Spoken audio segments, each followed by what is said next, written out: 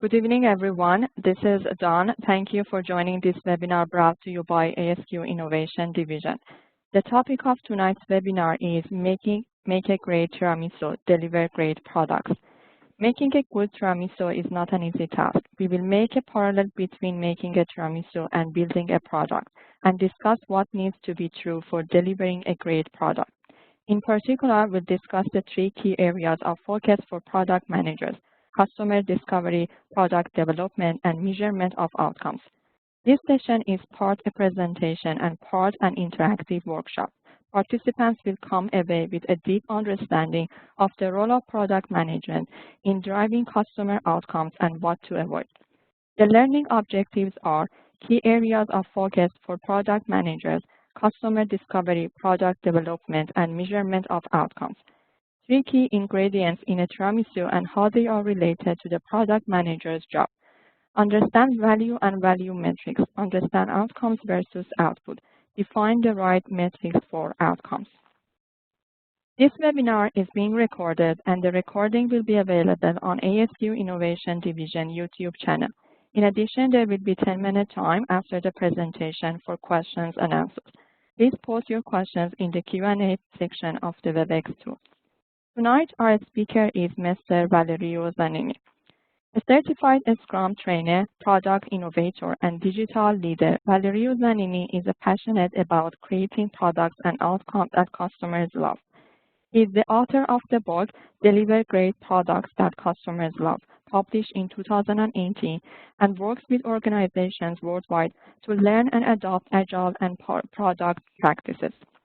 Valerio is the founder and CEO of the digital innovation firm 5D Vision, with offices in Washington, D.C. and Rome, Italy. He provides consulting and training to organizations of any size, helping them become more innovative with product mastery, agile methodologies, and design thinking. He is a certified Scrum trainer, certified Scrum master, certified Scrum product owner, and SAFe program consultant. He is also a certified product innovation trainer with the Spark engine. He holds an MBA from the University of Maryland and master's and bachelor degrees in electronic and computer engineering from the University of Rome, Italy. Thank you very much, Valerio, for accepting to be our speaker today. Without further ado, I would like to hand it over to you. Please take it away. Thank you, Dawn. Thank you for the opportunity, and good evening to everybody. Thank you for the kind introduction, and I'm looking at the participants. Since we have a relatively small group today, we can make it maybe a little bit more interactive. So let me ask Dawn, can we use the chat? Can everybody use the chat? I believe they can, yes. Okay. And can they also talk to me, like if you do question and answer? Is that working for everybody? I don't think they have that option enabled.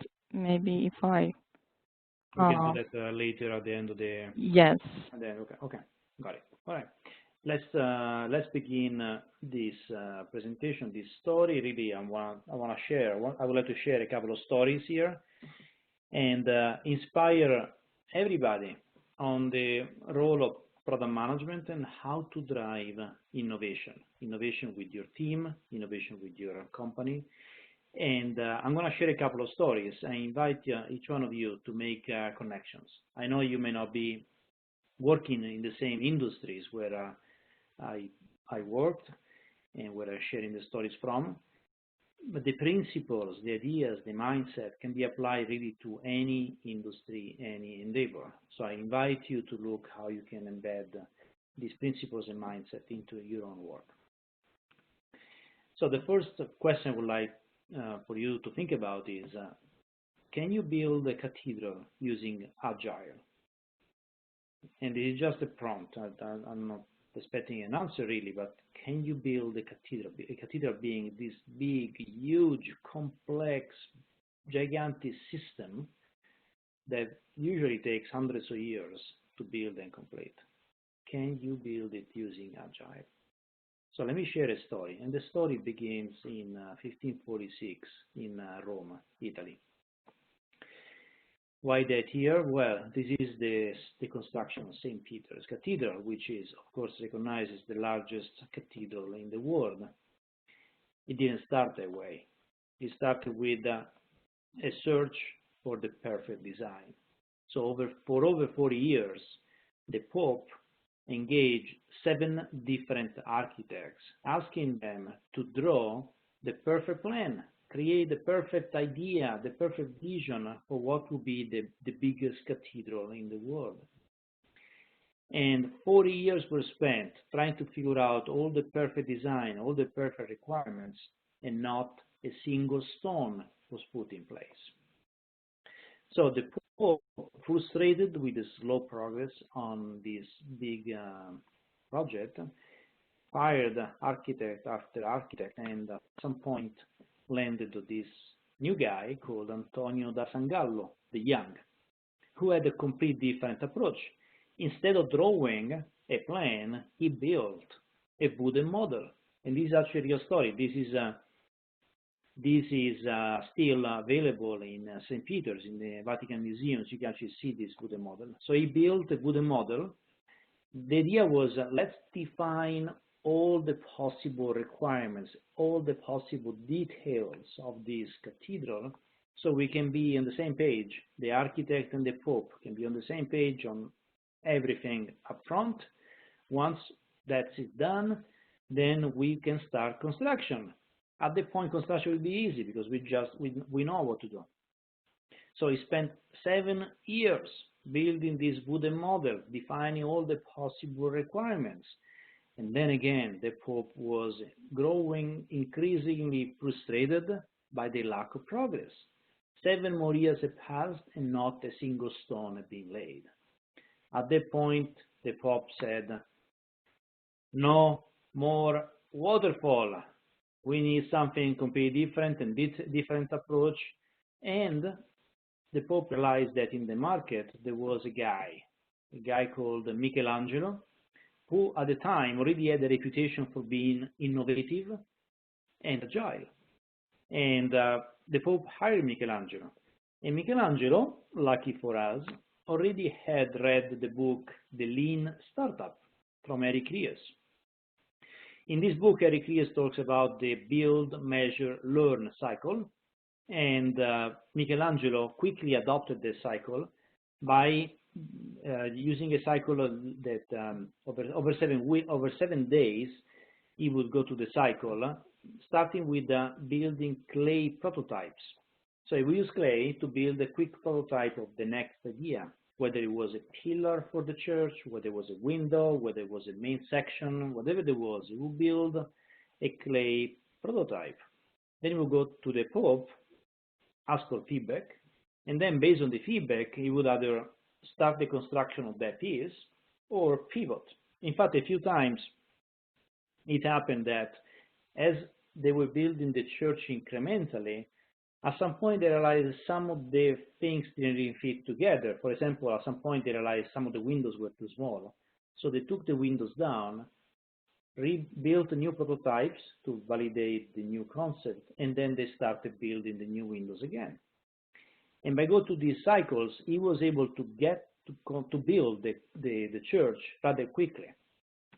Now, because he didn't make all this big upfront planning, we don't have any details, any plan for St. Peter's. There are only a handful of smaller detailed plans on some sections, but not the whole plan available. Michelangelo just did not make plans. He didn't need a plan. He just worked in iterations.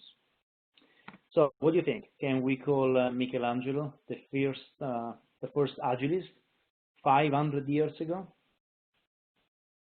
So why am I sharing this story? Well, I'm sharing this story because if we were able to adopt an incremental product delivery while building a gigantic cathedral, we probably can use a similar approach in building any product today, especially if it is a digital product, but not only digital. And I would like to share a few stories when some of these principles were not applied and what was the consequence. We will look at the consequence. and then share a couple of stories where we apply some of these principles and how we did that to foster really a mindset of innovation and rapid delivery. And just to say, some of these principles are still applied today. So for example, automobile industries, they still use clay prototypes as a quick way to really visualize in the space how a new car will look like before they commit to building any real mold or any real manufacturing plant and so on. All right, let's look at the first story. This one begins a couple of years ago. This is a big bank in the US, and there was this business unit that at some point decided that an older application, a very old application, was no longer able to sustain the future. So they embarked in this big project by rewriting the application using a modern CRM application. And one of the things that they did was they said, we can do this, there is no problem, especially because we are an agile team. We use agile in development, so we shouldn't be a big issue. And this is what they did. Because there was this old application in place, they said, okay, let's document everything that this application does. Let's see every single feature, every single capability. Let's write a long list of requirements. So then we can give these requirements to the team, and using the new technology, they can build a new system. Seems easy, right? So they spent 6 months to look at the old application and write down that long list of requirements. Once the list of requirements was completed and was approved by the power of being, whoever the big boss was, they went to the development team and said, hey team, this is the list of requirements, this is what we would like to do, this is what we would like the new application to look like and do. Question for you, can you build it in 1 year? Is 1 year enough? Because in 1 year from now we will have to renew the license of the old application. It will be expensive. We would like to avoid all of that. If you can get a new application done, it will be great. The development team look at the list of requirements and they say, yeah, looks feasible. Why not? A year should be enough. And they were adopting Scrum. So they were working in 2-week iterations. So every 2 weeks, they would build a little slice of the long list of requirements, and slowly, they were building the application. Now, a year seems a long time, but in reality, is 26 sprints. And 26 sprints can go quite fast if you have a long list of work to do. In fact, what happened was that at the end of the year, only 50% of those requirements were complete. Now, really, the consequence of that was that because not the whole application was complete, but only 50% of that, they could not get rid of the old application. And there was no possibility to have both of them in production at the same time. So they either had the whole application done and complete the transfer, or nothing. And because the application was not done, it was nothing. So a whole year and a half had passed, and still we had nothing to use in market. The team was not happy, as you can see in this picture. Everybody was disgruntled, including the stakeholders. It didn't end well. So definitely this was not a well run project, and we will see why. This is what actually they were doing, and what typically many teams do in approaching a new product development project. So they spend some time, and we saw 6 months in this case, in defining the requirements. Then they spend a lot of time building the product. And only at the end, they finally delivered the solution. And this can even get better, quote unquote, when we do agile. They may say, oh, but we do agile, so we are good. The problem is this still feels like a very linear process. All the requirements are defined upfront, And even if you're breaking down the work into weeks increments, it doesn't matter. You still have all that gigantic pile of requirements to go through before you can deliver the solution. So there must be a better way. There must be a different way to really drive innovation. Let's look at that. First of all, I want to share this concept. When we build stuff, we often focus on the output. We focus on the thing that we are building. In that case, it was that big replacement application. We march towards delivering that output, and we monitor progress by how much we completed of the work. But really the goal of any initiative, any product development initiative is to deliver value. So it's not deployment, but it's delivery. That's the goal. And in particular, we want to deliver outcomes. So it doesn't matter if we, in a sense, it matters, but it really doesn't matter if we build the whole application, whether it's a full application or not, and these kind of things. What it matters is that are we able to deliver value to the end users? Are we able to deliver outcomes, things that the customers and the business values? That's what matters. So we need to fill that delivery gap that often exists. We deliver outputs, but we don't deliver value. So how we do that? Let's look. I would like to share my favorite dessert, the tiramisu. The tiramisu is a great dessert, and it's probably the most well-known Italian dessert in the world. Like I have not been to an Italian restaurant where they don't have some fashion of the tiramisu. Now, to make a good tiramisu, it's relatively easy because there are only a few ingredients, but it's actually not that easy. In fact, let's look at that.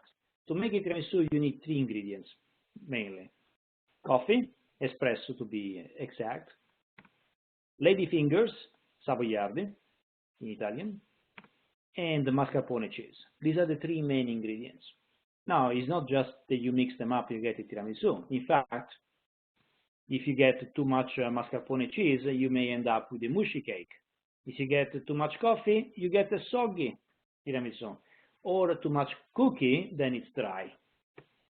And this is a sticky that my daughter drew for me when I was preparing this presentation. As she knows tiramisu, of course, so she knows the consequences of not doing that properly. And the same applies to product management. When we build a new product, there are 3 main responsibilities that need to be in balance. One is understanding the customer. The other one is driving product development, and the third one is measuring the outcomes. And when we do this, when we cover this responsibility, we keep them in balance, then we can deliver great products. But when we, for example, we only quickly go through understanding the customer, writing down the requirements, and then not getting back to the customer for months because we are busy driving product development, building the product, and maybe only at the end we measure the outcomes that we have produced, we are not really keeping things in balance, and we are incurring a high risk that we are not building the right thing.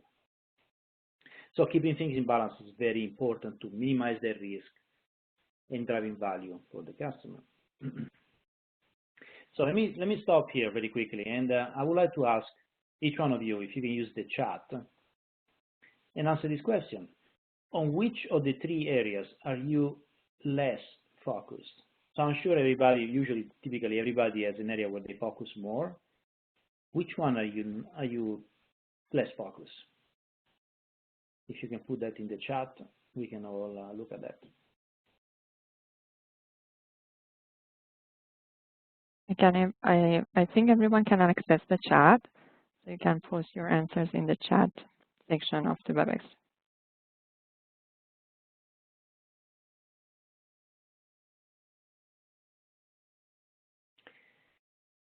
And if the chat is not working, we can skip this. I'll just invite you to think about that on your own. And just think about what is the area where I spend most of the time, where I put my focus, and which area is the one maybe where I may be focusing more, I'm not right now. So this could be a quick way to assess your own situation, but of course there are other ways. Right? I want to share this one. We spent some time working with this company called Comparative Agility. They are the leader in assessments for agile and in general productivity for teams. And we built an assessment to assess at the individual team and organization level your product management and innovation practices. So you can answer a few questions in the assessment, and then the tool will tell you which areas you are stronger, which areas you may be not so strong, and right there you have awareness of which areas may need a little bit of focus. So you can take training, you can do work, whatever you can do to build the muscles and develop the skills in those areas. Now let's look at another thing. This also helps to develop those muscles. It's called the 5 dimensions of great products. So as you build a new product, as you work through a new project, you typically go to these 5 dimensions. You start with discovery, where you understand, or try to understand the different problems and needs from your customers. Then you design solutions. Hopefully here design multiple solutions because you don't know which one works yet. Then you develop products to validate which solution works and commit to building one product that delivers value. You finally launch it in the marketplace, and then delivery. And this is where you validate with feedback and measurement of value that you have delivered the value, the expectations that the customers had. Now the trick here is that we don't want to do this in a linear way, but instead we want to go through this cycle, this 5 dimension, as quickly as possible. Building maybe a prototype or a minimum viable product, or something quick that we can get to market to help us understand, are we on the right direction or not? And as we do that, we should really measure the value to the customers all the way. So even as we are maybe designing some new solutions, we could build a quick prototype and validate if there is value in that idea or not before we even commit to building something, so that we can really learn if we are on the right path, on the wrong path.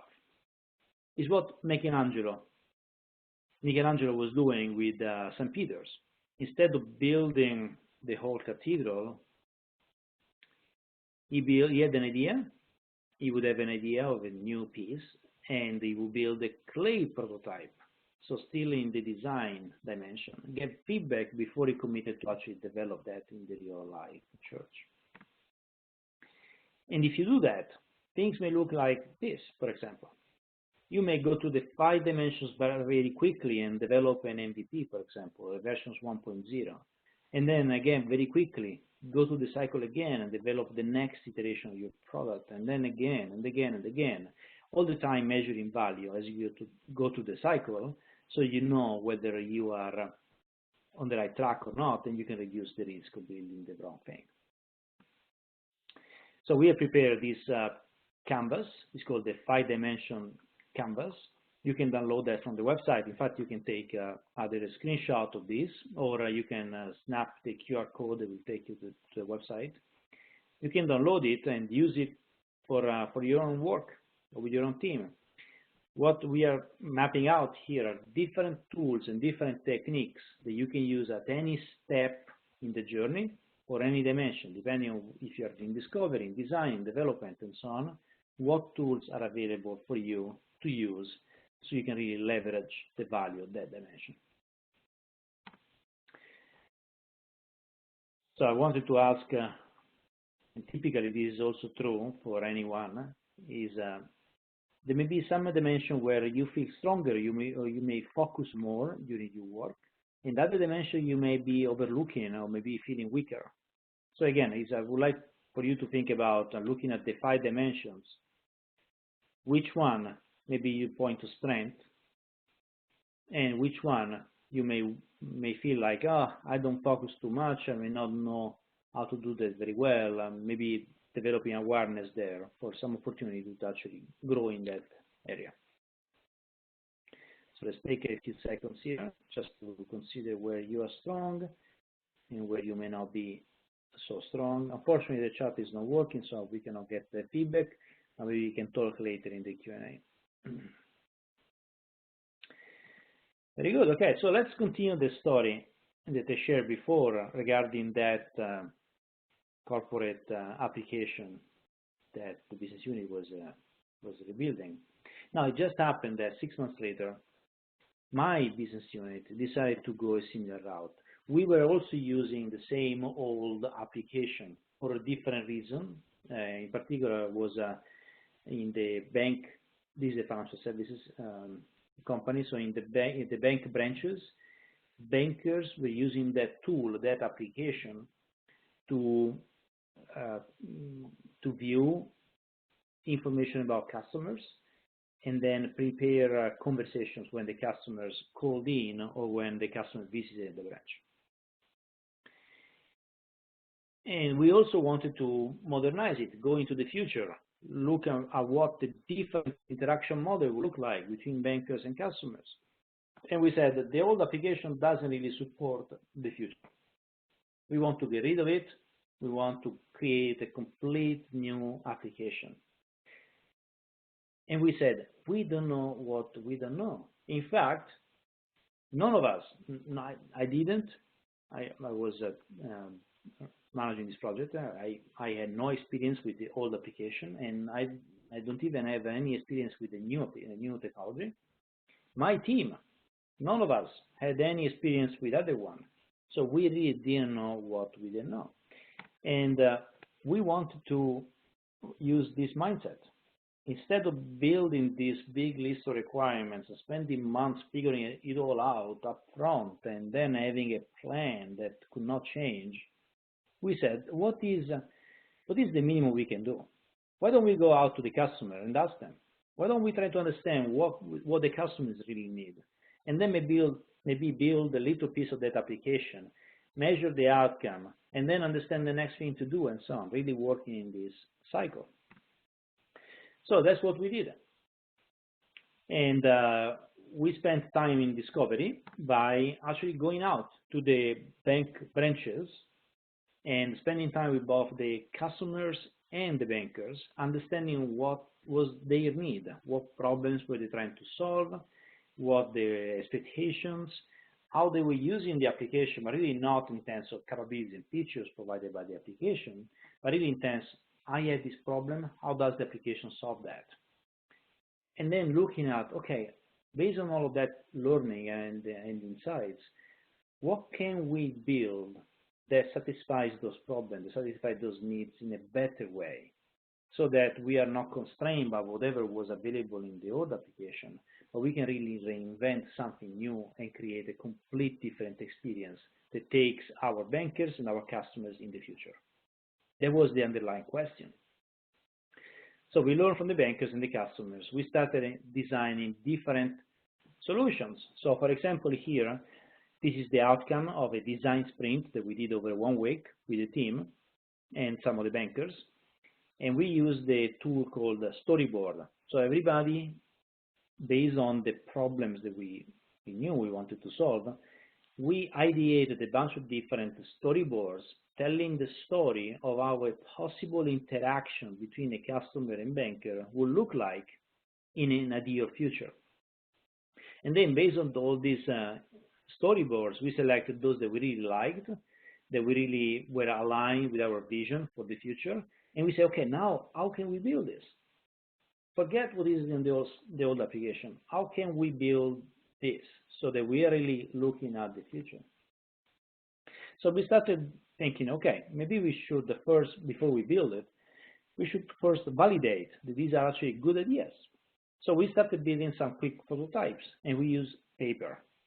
Paper is a great way to build quick prototypes without getting the constraint of the digital tool or the perfection or the alignments or all the details of a digital tool. Get it on paper. It's a very quick way to get ideas on paper and validate that so you don't have too much attachment on your idea. And we did that. And we also did a product journey map, which is a big map on the wall that depicts the customer journey, so all the different steps that the customer goes through when interacting with a banker, for example, or the different steps that the banker goes through when interacting with the customer. So we look at both ways. As we say, both personas were represented in the journey. And then for each step in the journey, we said, okay, what features, what capabilities can we build to support the customer or the banker at that step in the journey? And again, was not looking at the old stuff, but looking at the future. How can we really support the customer, really support the banker in getting what they need in a complete new futuristic way? That's what we try to do.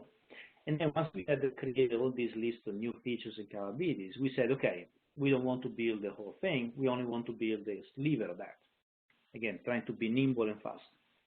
What is the minimum viable product that we can build so that we can get it done, get out there, put that in the hands of customers and bankers, get feedback, and know that we are onto something that is valuable, or maybe not, and we need to pivot. So we drew a blue line, and all the features that were above the blue line were part of our MVP. All the features that were below the blue line were not, will come later, and we decided to build the MVP.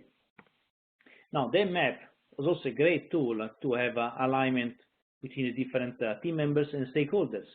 So, for example, what you see here is an actual meeting with stakeholders.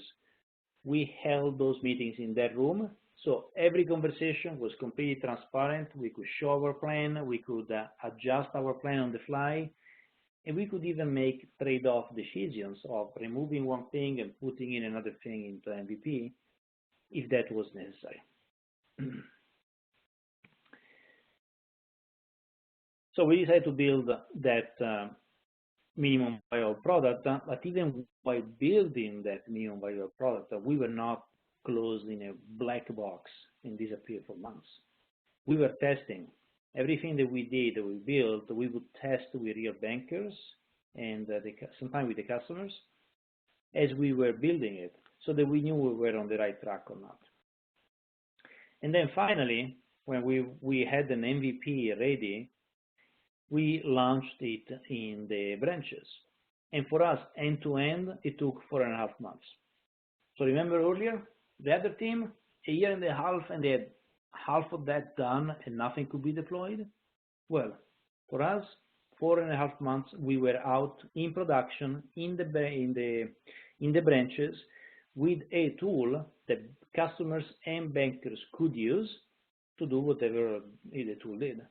Now, of course, it didn't do the whole thing. Only did that minimum slice of functionality that we thought was the most valuable and the most important to validate. But that's the point. You want to get out there with the most valuable, most important thing to validate as quick as possible, so you can learn from that. And then if it doesn't work, you learn from that as well, you change your plan, rather than spending months or years trying to build everything and it doesn't work.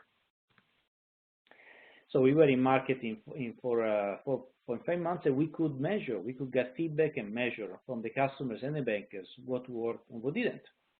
So, for example, a couple of questions that we wanted to answer were, one is, are the bankers using it? And so we said, okay, maybe we can look at a few metrics here, like, for example, the number of customers' profiles that the bankers are entering into our tool instead of maybe the old one. Or the number of customer profile updated.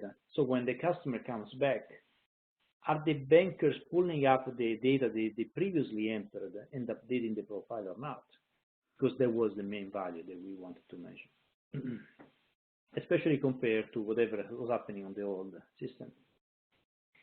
And then from the customer point of view also, is this delivering value? Is this creating a new experience for the customers or not? How do we measure that? Well, for example, we could interview the customers through direct interviews. We could interview also the bankers acting as proxies for the customers. Or we could measure NPS, Net Promoter Score, reported by the customers based on their visit. And because of all this data we collected, we actually were able to validate that, yes, there was a ton of value in what we built. Even if it was minimum, it solved a very important and painful problem, and that was that the bankers could save the information about their customer interaction in the tool. And when the customer came back another day or from a different location, the banker could pop up all that information and really look at the history of the conversation. That was not available before, and just by having that, we were able to change the experience of both the customer and the banker and really take our bank into the future.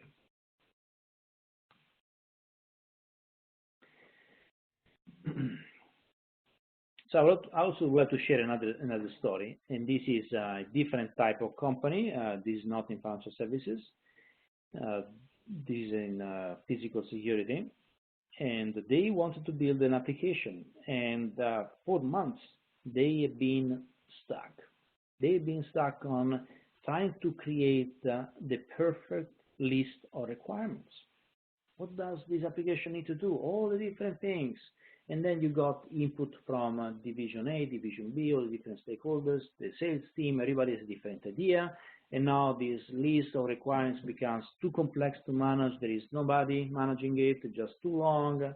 We don't know how to do it. We are stuck. So how do we get a team unstuck? Well, you can use some similar tools. So we did a 2-day workshop with the same team. And instead of looking at all the different requirements that people were throwing at this application, we said, let's look at the customer point of view. What does the customer need to do? What is their problem? And so we used a similar tool called the storyboard, and we ideated different ideas that we could help how we could help the customer solve their problem, address their need in a bunch of different ways. And then the team look at all these more than 100 different ideas on the wall and say, you know what, some of these make sense, some of these make less sense. Let's take those that make sense and see if we can get some of these ideas better refined and so on. So we did that. And at the end of the workshop, we had a similar product journey map where we had mapped out the customer journey. We had mapped out all the different features that we could build in the tool to support those journeys and create those experiences in the storyboards. And then we drew the blue line and we said, okay, MVP, this is the minimum set of features that we want to build to support that experience. And everything else, we moved down below the blue line and we said, this is going to be in the future. We don't focus on that right now. Let's focus instead on the MVP and get it out the door as quick as possible. And just by doing this, which again was a couple of days of work, and just by doing this, we were able to get the team unstuck. In fact, from that, they generated a quick backlog. They gave the backlog to the product development team, and the team built an MVP out of that. So they were able to get this moving in a relatively quick way. So these tools can be powerful and really get you closer to your destination. So what are the lessons learned from this? Well, I would like to share a few. First of all, the tiramisu. Tiramisu is awesome, very good dessert, and again, not very easy to make. You need to be in balance between the ingredients. And the same is true for a product manager. They need to keep in balance the three main responsibilities of understanding the customers, driving product development, and measuring the outcomes, and doing these cycles as quick as possible, not in a linear way, but really doing these in cycles that are iterative and incremental all the time. We look at the 5 dimensions. And we say every product, every project goes through these 5 dimensions. So the trick here is to go through the 5 dimensions as quick as possible. So we shared a few tools that we can use, like, for example, the concept of an MVP and different tools you can see on the 5 dimension canvas to really support the steps at each dimension and making sure you can deliver value along the way in rapid iterations. We also spoke about the difference between outputs and outcomes and the need to close the delivery gap to really deliver value to the customer and not just the next widget that they may not be able to use. And to support that, one very good way of doing that is this. Instead of considering your backlog as a list of requirements, if you think about it, the word requirements means things that are required. So if you have a list of requirements, these things are required. There is not much flexibility, not much discovery there. You're just saying, I need this stuff. And now it just becomes a matter of executing. And so you're really building an output. You're really having an output here. Everything is fixed. And feedback is just confirmatory. And what I invite you to do instead is build a backlog of experiments. If you consider your user stories, your features, whatever you have in your all the work items that you have in your backlog, if you consider them as experiments, then you can measure outcomes. If we build this thing, if we do this work, are we delivering value or not? So there is an underlying hypothesis there. It's no longer a requirement, but it's an experiment. There is an hypothesis there. Let's build maybe the minimum thing in the fastest, quickest way, cheapest way that we can, so we can validate whether there is value. And then if there is value, let's keep building on it. And so the feedback becomes a learning opportunity. And we can really learn if we are on something, or maybe we need to pivot. And then finally, I would like to share this. We have created a training and certification program in product innovation that teams and companies in any industry can adopt in terms of learning practices, principles, and mindset to spark a culture of innovation in their team. We teach and then we practice over 6 weeks of program, different practices and different tools that teams can use to spark innovation, plan products, and then deliver value to their customers. So again, I invite you to take a screenshot of this page, visit the www.sparkengine.com website, and for the participants in this webinar, we offer a discount code using the code written here on the screen.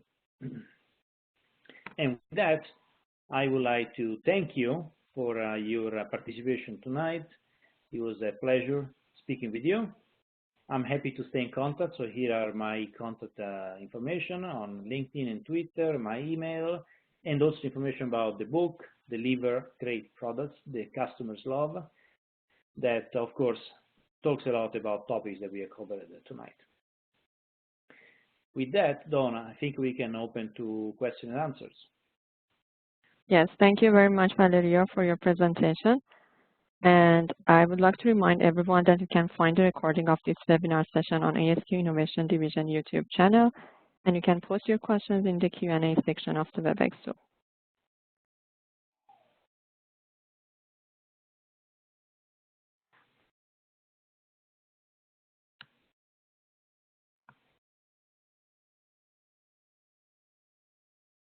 So I myself have one question about the requirements that you mentioned. We can have the requirements in a storyboard with a storyboard tool. What if this requirement, so the storyboard tells us like there should be some sort of interactions between, like, for example, one story and the other story. So let's say these stories are the requirements, and what if like these interactions make all these requirements of the customers more complicated and complex? So we cannot like take them out from the requirements. We have to like just keep them the way they are. Does it work this way? Like, yeah, and this happens all the time, right?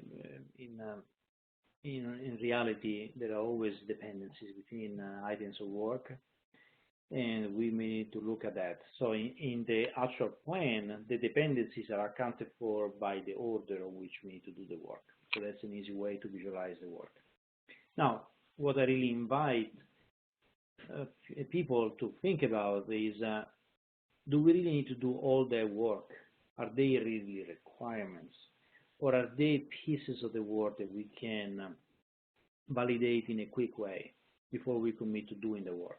Think about quick prototyping, quick way to get feedback, so we know if that work is really required or not, and if it's valuable or not. Thank you.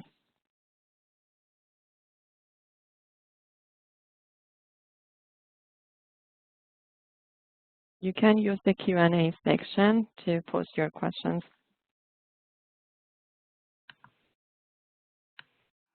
And Dawn, I don't see that, so I only see the chat here. So I need you to read me the questions. Yes, I will read the questions out loud. There is one question that is coming in. If a team has never worked with these concepts before, what is a quick way to spin them up on these principles and processes? Yeah, the quick way is to do what I was showing you on a couple of pictures, is visualize your plan. Take a piece of wall, or in this new world where we are living right now, virtual world, take a virtual digital whiteboard. There are many tools that offer a digital whiteboard, and all of that, those tools are great. And then put all the work items, everything you plan on doing on that map. And then, so why it is? Because you take the pressure away from feeling, oh, I'm not getting what I wanted, oh, why should we do this and why not? So put all that on the wall. Then work with your team and really define what is a key hypothesis.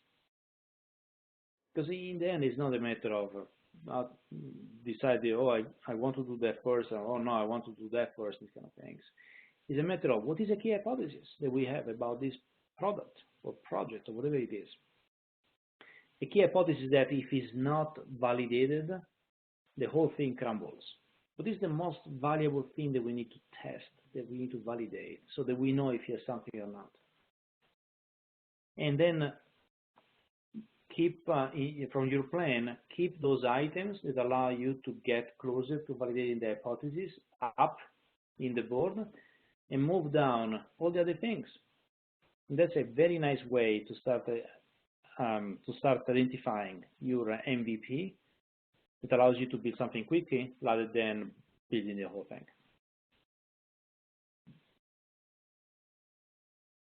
Thank you. There is another question that has been posted. What are the cultural impacts you've seen post-implementation? What are the cultural impacts that I've seen post-implementation? I'm not sure I get the question. I can probably offer my interpretation of this question, and then you, whoever posted that can let me know if it's the right way or not for thinking. When you deploy an MVP instead of the whole product, you deploy an MVP, you're of course just deploying minimum viable products, not the whole thing. So of course that product doesn't do everything. And whoever is involved in that product development activity, stakeholders, maybe even the customers, they need to understand that we have just launched an MVP. We have not launched the whole thing. So setting the expectations is important, and that's part of the culture.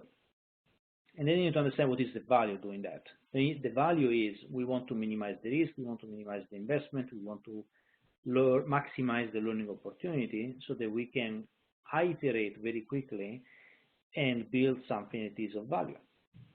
And yes, we will build the whole thing. It's just we're going to build it incrementally. And that sometimes is a culture change because, again, people may expect to get the whole thing and then may start questioning you, why only that piece when I'm going to get the whole thing and these kind of things, right? So there needs to be a shared understanding of the value of doing this thing and what is the impact, of course. Let me know if I answered that question or if there was a different meaning to the question.